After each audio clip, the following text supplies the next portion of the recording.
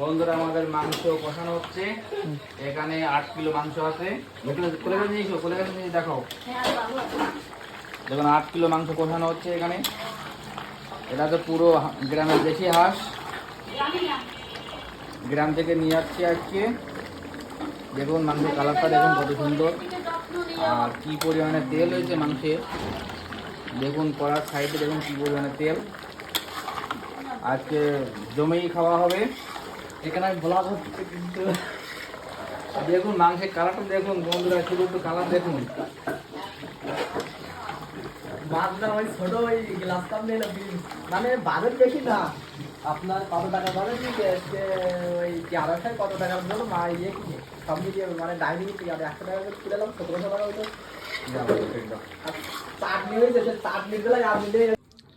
বন্ধুরা মেসে যখন মাংস রান্না হয়, মাংসগুলো এইভাবে টিভি দেখা হয় যে কোনটা হাড় কোনটা সলিড। হাড়গুলো আলাদা করা হয়, সলিডগুলো আলাদা করা হয়। এইভাবে মাংস 1 পিস করে প্রতিটা বাড়িতে দেওয়া হয়। দেখুন অবস্থাটা দেখুন, মানে মাংসগুলো টিপতে মাংস একদম মানে আর চামড়াগুলো কই বন্ধু? চামড়া হচ্ছে এই ভিতরে আছে এখনো। হ্যাঁ এখনো চামড়াগুলো এখনো বাছা হবে। বাছার পরে 1 পিস করে চামড়া প্রতিটা বাড়িতে এইভাবে দেওয়া হবে। এটা হচ্ছে মেসের নিয়ম। কারণ কারো হাড় পড়লে মানে তার একটু সমস্যা হয়, মনে খুটখুট করবে। দেখুন মাংসের বাটি একদম ফুল হয়ে গেছে। আর আলুগুলো ছাড়িয়ে দেখুন, একটা বড় পিস আলু।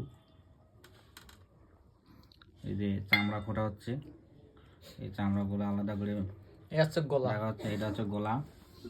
সবার 1 পিস করে যে কটা বাটি সেই কটা গোলা কাটা হয়েছে, পিস করা হয়েছে। মানে যারা মেসে থাকেন তারাই শুধু বুঝবেন জানবেন যে মেসের কিভাবে মাংস ভাগ করা হয়।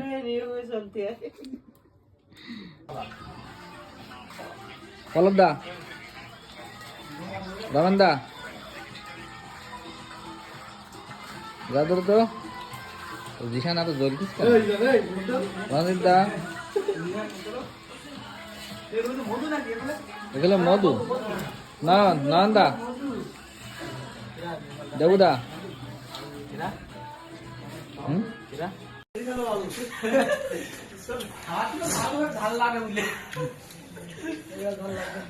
দুই কাঁধে ধোঁয়া বেরোচ্ছে। ও বাবা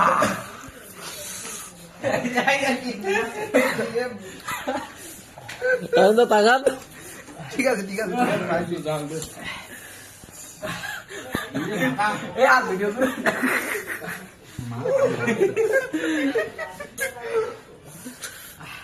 প্রিন্স দা ভালো লাগে না।